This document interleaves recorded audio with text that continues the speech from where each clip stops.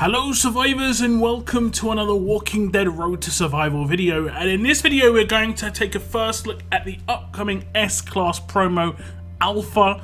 It is going to be the first Whisperer character to get an S Class character, I believe. Visually, Alpha looks sick, like literally, if I'm honest. She's wearing a poncho of guts, you know, that's guts right there. Because if you see the key art, which I have used on my video, it is pretty gross, I'm going to be honest, but at the same time, it is amazing. It is amazing. It is how the Whisperers sort of roll out. We know this. We know how the Whisperers work. But Alpha, obviously, one of my favourite characters in The Walking Dead for sure, and definitely Whisperers are my favourite group within the entire franchise. But we'll take a look at her stats, and she has got 4,382 attack, 2,190 defense, and 4,382 HP. So the attack and the HP are exactly the same, but quite low defense here. This is without veteran rings, so this will get boosted once she's got the veteran rings on. I have got a screenshot of her with veteran rings as well, and as you can see, her attack gets boosted up to 5,328. Defense only gets a small boost up to 2,465, and the HP also gets boosted up to 4,855. Her trait is strong, and her role is considered damage. Now, she has got reasonably high attack stat here. 5,328 is not too bad with full vet rings. That's higher than Arav.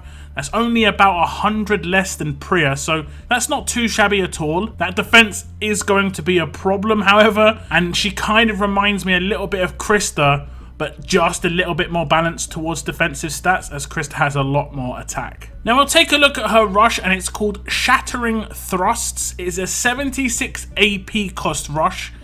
Deal 3 attacks of 400% damage, which is obviously 1,200% damage total to one enemy. All other enemies get 50% defense down for 2 turns. So only 2 parts of this rush, pretty straightforward. The 3 attacks is simple. She'll attack one character. If she takes them out, she'll move on to the next character. If she takes them out, she'll move on to the next character, or she'll just do all 3 attacks to one single character. Now, because it's a multi-hit rush, just like Priya, weapon effects will actually happen with this character, and you can get a splash damage weapon for strong characters.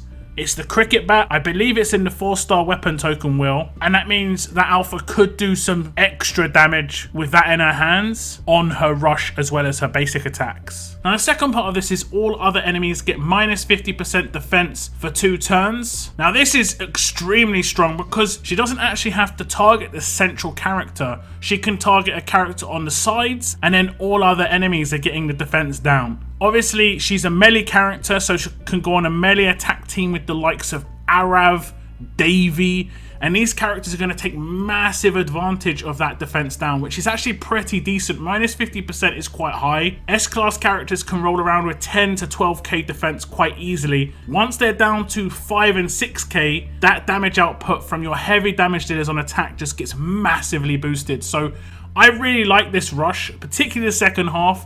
I would see her more as a support character because of that, because I've got other characters that can do damage. Like I say, I would take Arav in with this character. You could potentially even take like Diego, Lead, Alpha, and Priya, and that defense down would obviously make higher damage procs with Rampage. So she's got a lot of potential builds because of the current leaders we've got. Unfortunately, Diego is a 6-star. Fingers crossed we do start getting those nice trait combination S-Class leaders in the future. But for now, he is definitely usable as the leader. You could also take her in as Erin as the leader, and then use Dylan on that team, and he too will get bonus damage because of his weapon having splash damage to all. So a lot of potential here for Alpha, in my opinion, and I think she's actually quite a good character just based off of the rush. But now we'll go to her active skill. It's Focus, Crit, Attack Up, and AP gain. So she's getting 4 things here, and it is a turn 1 active. So you can do this straight away if you so wish. It has got a 4-turn cooldown, so reasonably high, but it has got a large amount of uses. So I guess the large amount of uses would come into affecting things like SR or Faction Assault. This character gets Focus, 60 crit, and 50% attack for 4 turns. That's a very long time. She also gains 35% AP. Now, the Focus is nice. Obviously, it means you can bypass a shield.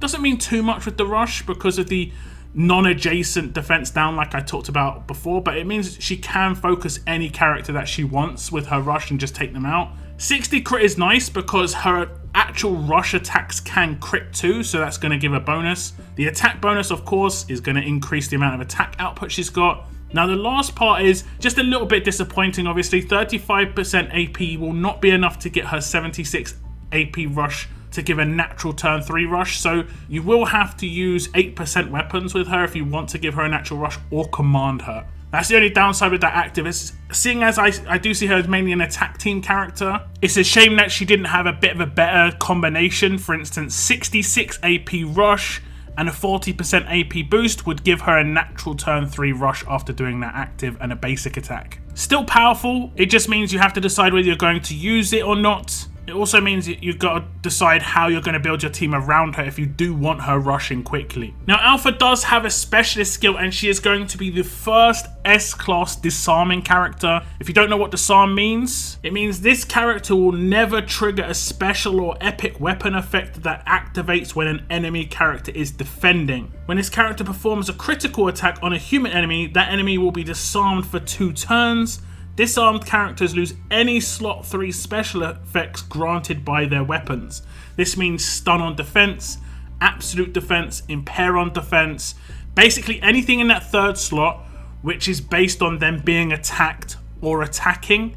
For instance, if they get a bonus to attack based on their own HP or based on the enemy's HP, that will be nullified too. But if it's just flat attack, like a 30% attack stat, that still remains. AP on attack, that still remains. AP on a defense, that still remains. It's about the specials. It doesn't have to just be defensive ones, it can also be offensive ones. So for instance, double attack would also be disarmed.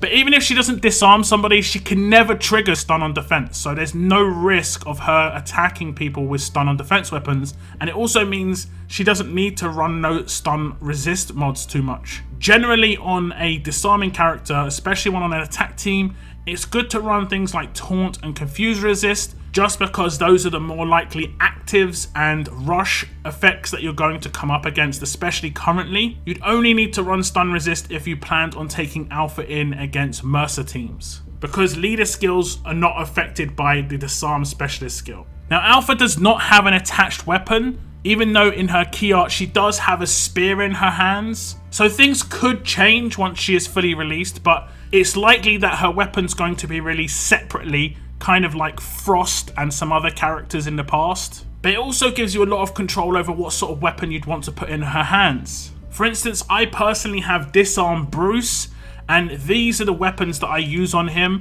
It gives crit, huge AP when attacking, and stun on attack. Or I'd make him a little bit more tanky, generally in teams where he's off trait, still got stun on attack, still got the crit. You need to sacrifice something on Alpha to actually be able to crit more, because the disarming part of this character's kit is very, very powerful and is definitely worth the sacrifice of, let's say, attack stat mod or HP stat mod or a defense stat mod. It's whether you think it's beneficial to sacrifice a resist mod and then double down on a different stat mod, for instance attack. Personally, I'd say it probably wouldn't be the way to go, just because, like I said it previously, you should likely treat Alpha as a support character and rely on your other S classes to be the damage dealers. There are plenty of damage dealer characters out there already, and with defense down from Alpha, they're going to be massively boosted. Now, Alpha is the kind of character that I would pull for without a question. I unfortunately do not have enough coins to do a 100 pull just yet, and I am, going to be honest, already not even like thinking about it too much. I'm kind of itching for this character because Disarm is one of those characters that can be used on every single attack team, off trait or whatever, and her rush is extremely powerful. I do love defense down a lot.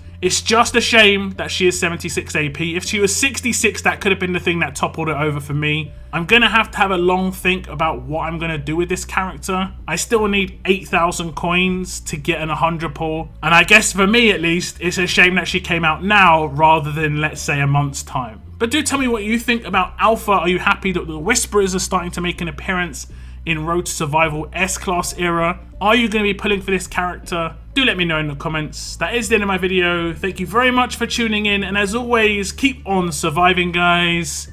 Keep on surviving.